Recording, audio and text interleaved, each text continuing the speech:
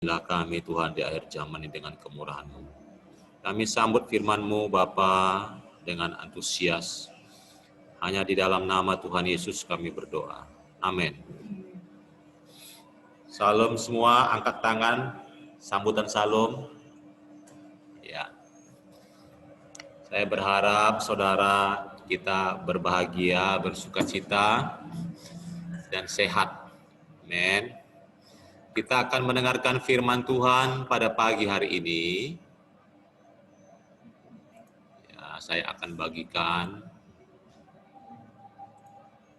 layarnya. Ya, bisa dilihat saudara ya.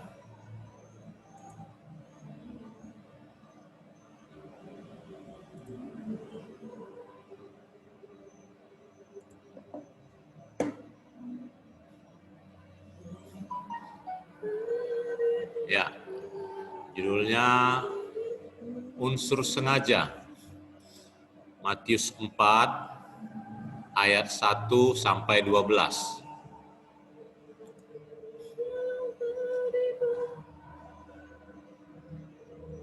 Kita akan mendengar firman Tuhan, saya akan membacakan. Maka Yesus dibawa oleh Roh ke padang gurun untuk dicobai iblis. Dan setelah berpuasa 40 hari dan 40 malam, akhirnya laparlah Yesus. Lalu datanglah si pencoba itu dan berkata kepadanya, "Jika engkau anak Elohim, anak Allah, perintahkanlah supaya batu-batu ini menjadi roti." Tetapi Yesus menjawab, "Ada tertulis, manusia hidup bukan dari roti saja,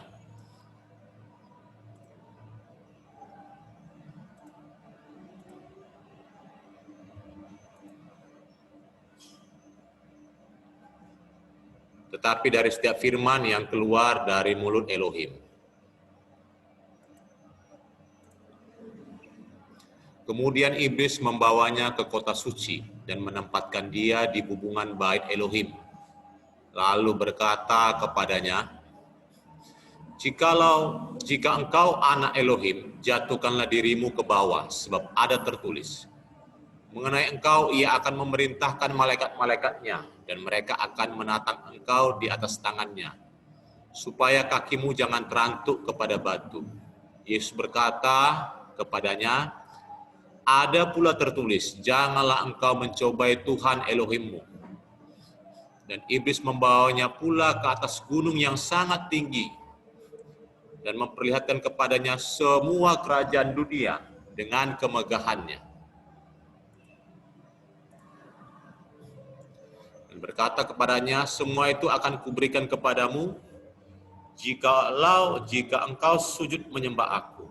Maka berkatalah Yesus kepadanya, "Enyahlah iblis, sebab ada tertulis, engkau harus menyembah Tuhan Elohimmu, dan hanya kepada Dia sajalah engkau berbakti."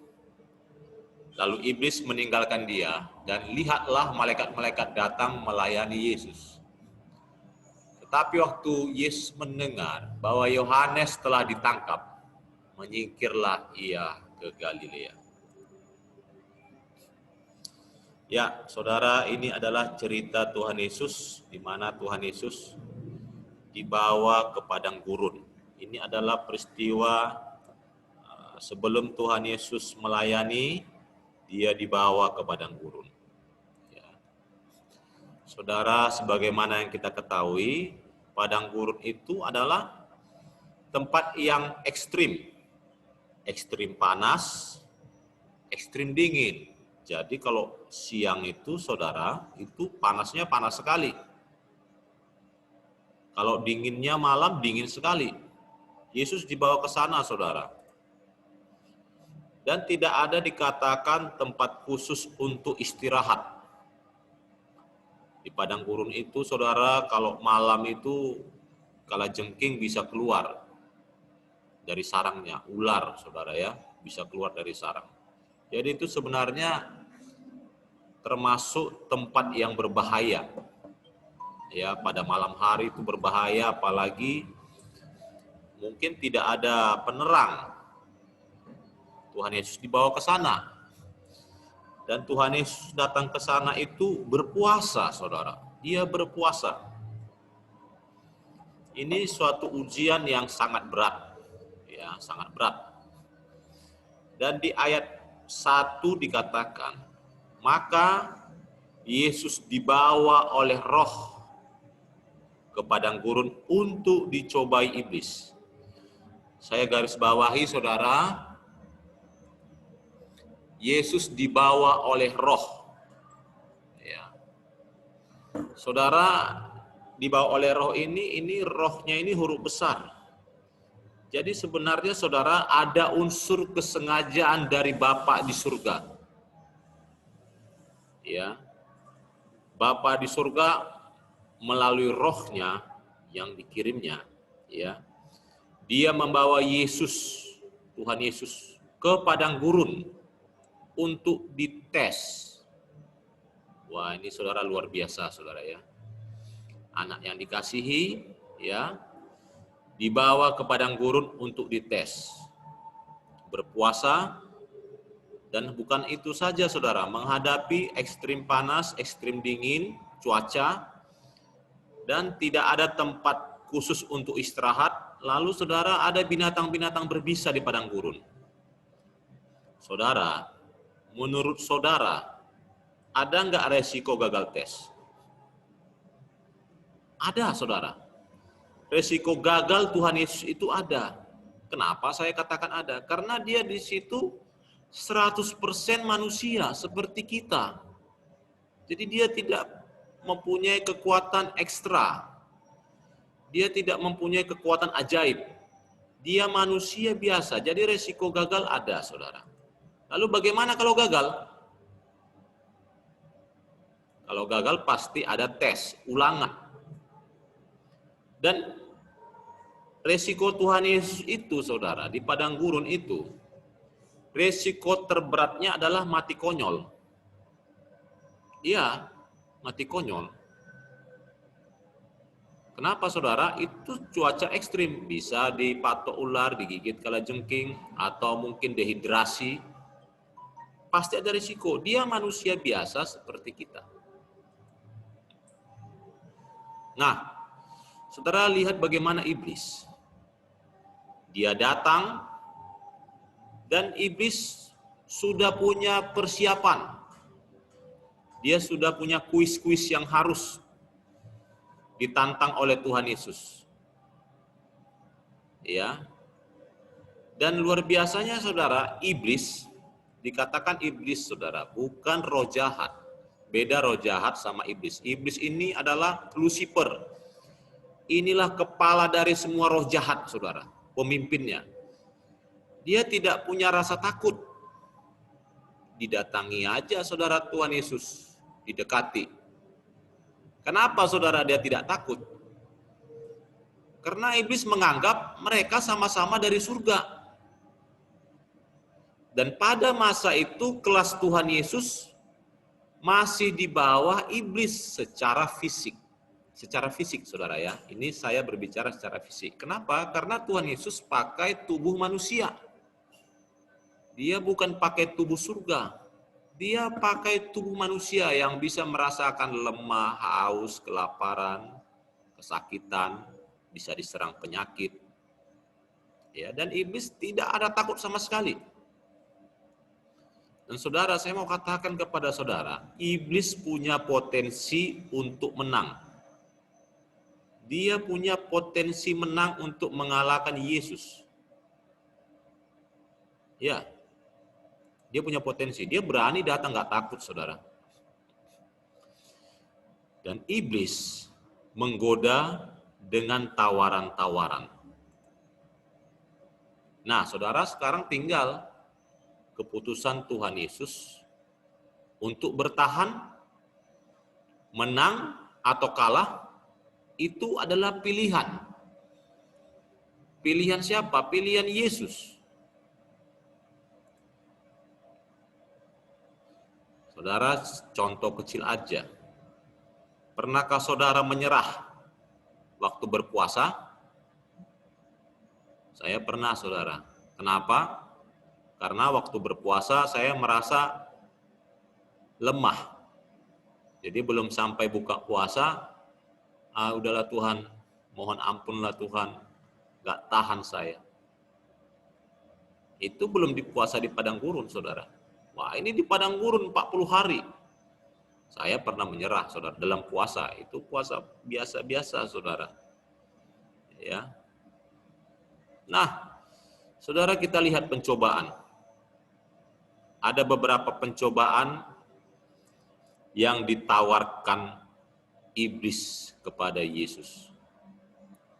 Yang pertama, mengubah batu menjadi roti. Wah.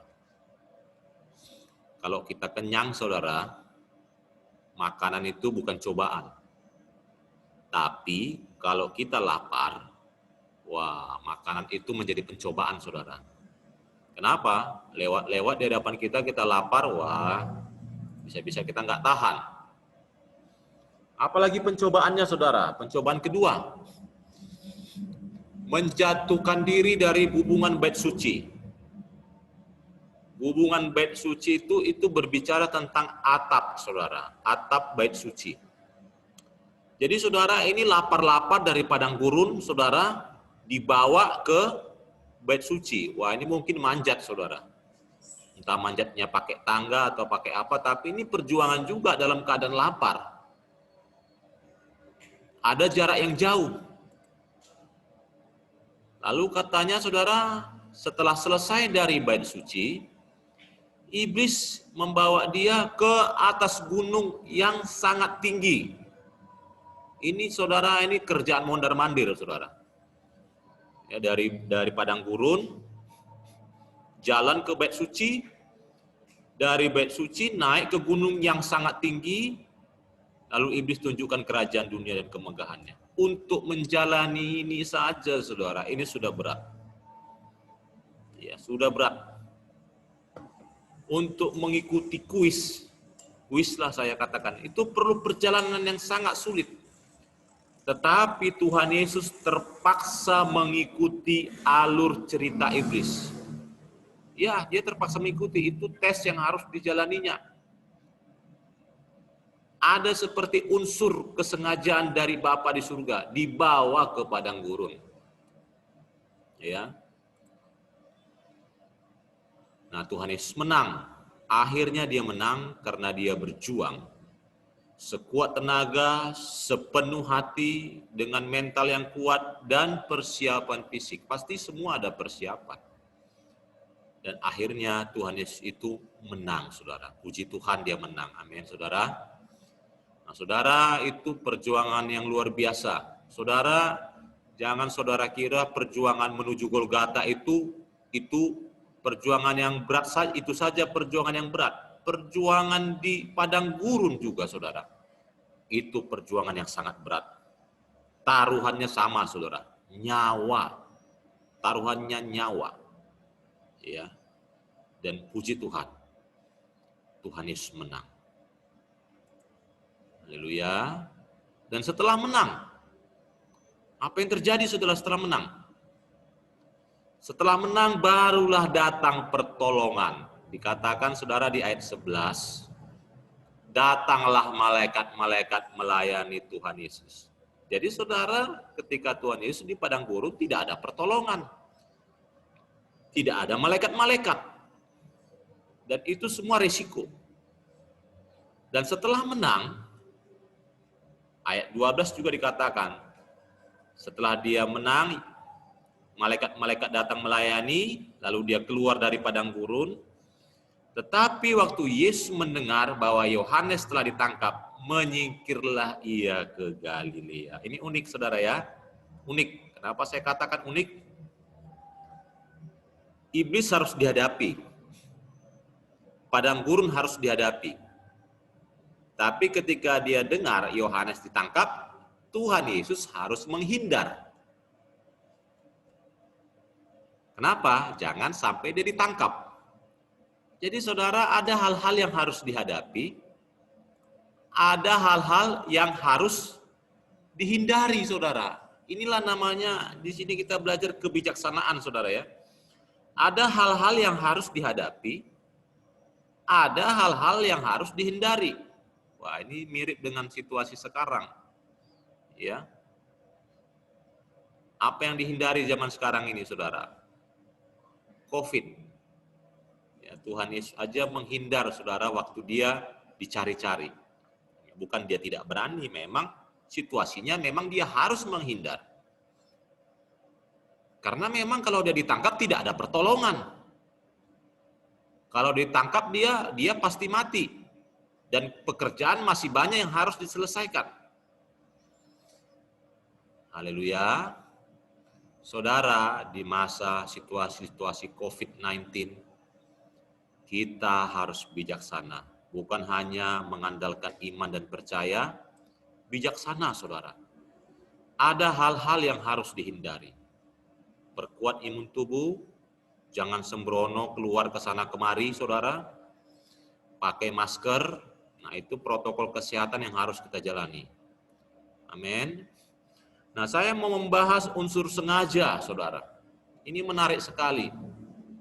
Ya, Tuhan Yesus itu di padang gurun itu ada unsur sengaja.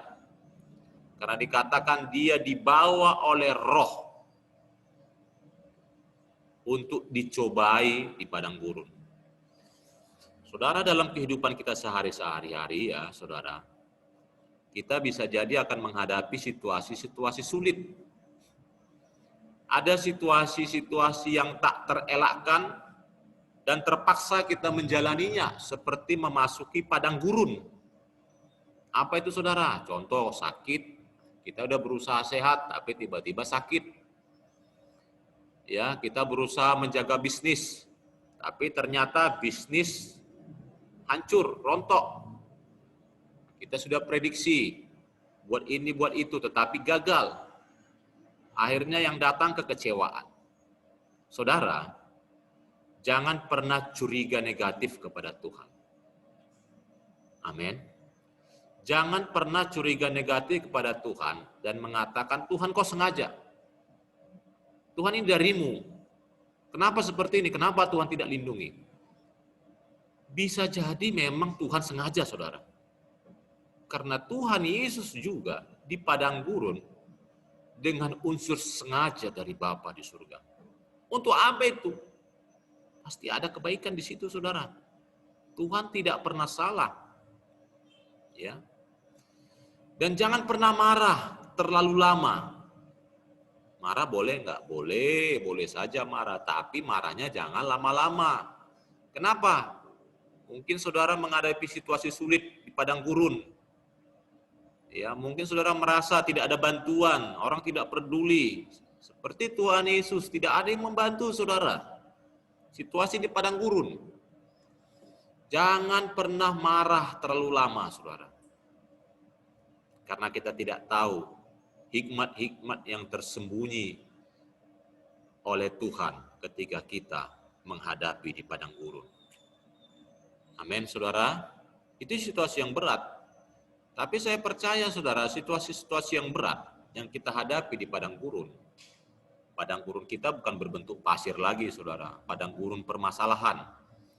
Ketika kita berespon benar, ketika kita melihat, berespon yang tepat, ya, mengucap syukur, Saudara sedang dibentuk dalam suatu karakter yang hebat. Karakter Tuhan Yesus, Saudara. Amin. Amin, Saudara. Belajar mengampuni semua situasi sulit. Walaupun itu merugikan kita. Mengampuni akan memberikan keuntungan. Bisa jadi unsur sengaja itu datangnya dari Tuhan. Karena Tuhan sedang mendidik kita.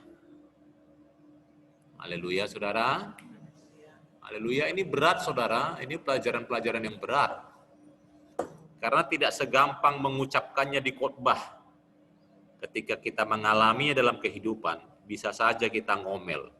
Mungkin kita nggak ngomel sama Tuhan, tapi kita ngomelnya sama kanan kiri. Ngomel sama suami, ngomel sama istri, ngomel sama anak, ngomel sama diri sendiri. Sebenarnya kita pengen ngomel sama Tuhan, cuma takut aja, saudara. Tapi terselip di hati, kita bisa menyalahkan Tuhan. Nah, saudara, mari kita belajar di padang gurun, saudara. Kalaupun itu saudara menganggap saudara itu unsur sengaja dari Tuhan, memangnya kenapa? Kenapa rupanya kalau kita dapat sial, saudara? Disitulah kita belajar mengucap syukur. Tapi Tuhan akan selalu memberikan solusi bagi anak-anaknya. Amin. Nah, saudara, saya mengalami akhir-akhir ini situasi yang berat. Sebagaimana saudara ketahui, situasi saya sekarang ini masih lemah. Ya, ada teman yang minta beberapa minggu yang lalu, dia meminta ekoenzim, datang ke rumah hampir jam 10 malam. Lalu dia cerita-cerita, minta cerita, sebenarnya saya suruh dia pulang. Ya, suruh dia pulang, pulanglah, sudah malam, tapi dia mengajak ngobrol. Lalu tiba-tiba di tengah cerita, dia bilang istrinya COVID. Ekoenzim itu untuk istrinya, dan istrinya sudah positif COVID. Lalu saya katakan kepada dia, loh, Lai kenapa keluar-keluar? Lai sudah OTG nih. Lalu dia permisi pulang. Nah, tidak berapa lama saya jadi marah dan emosi dengan situasi. Saya merasa ada unsur kesengajaan. Itu yang di pikiran saya pertama. Lalu saya merasa dikhianati. Kenapa orang yang sudah OTG sengaja datang ke rumah dengan saya? Apa ingin menularkan penyakit? Lalu malam itu juga saya isolasi diri. Saya jadi tidur di gudang. Lalu banyak nyamuk, tidak ada lampu, tidur di gelap-gelap. Akhirnya besoknya saya demam, sampai akhirnya dari hari Minggu menuju hari Jumat saya nggak tahan lagi, akhirnya saya opname. Saya berulang-ulang di hati saya mengampuni situasi itu. Tapi jujur, tidak dapat saya pungkiri, saya marah. Akhirnya kemarahan itu merugikan saya, menyerang asam lambung. Saya opname di Rumah Sakit Setiohosodo, fisik sangat lemah, ketakutan, sambil hanya untuk tidur di UGD saja, saudara, saya takut. Wah, ini bekas siapa, bekas siapa. Masuk ruang juga, saudara, di rumah sakit, saya takut. Tempat tidur ini bekas siapa. Kamar mandi ini bekas siapa. Banyak sekali kecurigaan. Dan akhirnya memang asam lambung yang naik menyerang. Ya. Lalu dideteksi juga penyakit malaria. Mungkin karena saya tidur di tempat yang gelap-gelap, saudara, lagi musim malaria, komplit penyakit. Berjuang terus dalam kemarahan untuk mengampuni dan meredakan marah. Wah, itu sulit, saudara. Akhirnya lama saya untuk bisa reda hati saya. Lama sekali. Saya pikir ada tarik-menarik di hati saya. Tarik-menarik apa? Kalau saya seranglah teman saya ini terus, bahwa dia sengaja. Tapi toh tidak ada solusi. Saya tidak semakin sembuh. Ya. Saya kembali lagi merenungkan Tuhan Yesus di padang gurun. Tuhan Yesus bisa saja bilang, Bapa sengaja, Bapa di surga sengaja, Bapa di surga sengaja. Tapi tidak ada gunanya. Memang itu jalan harus dilewati. Dan akhirnya memang informasi terbaru, istri teman saya itu tidak COVID, tapi dia tidak merevisi berita itu. Tambah lagi kesal. Masalah hati ini, saudara, berat. Ya, saya saja dalam situasi ini saya belum lulus. Saya melihat diri saya, oh Tuhan, ampunilah aku orang berdosa ini. banyak kesalahan di hatiku. Banyak situasi-situasi yang belum sanggup kutangani Tuhan. Banyak situasi-situasi yang tidak saya harapkan datang, tapi saya beresponnya masih seperti itu. Kaget, tapi campur marah. Marahnya berlebihan, sampai sakit. Saudara, saya berharap kita semua, saudara, belajar dari Tuhan Yesus, dan belajar juga dari kesalahan saya. Siapkan hatimu, saudara, menghadapi padang gurun. Amin. Karena padang gurun itu adalah suatu cara yang paling efektif melihat siapa dirimu. Itu adalah cermin engkau seperti apa, responmu masih seperti apa ketika engkau menghadapi masalah.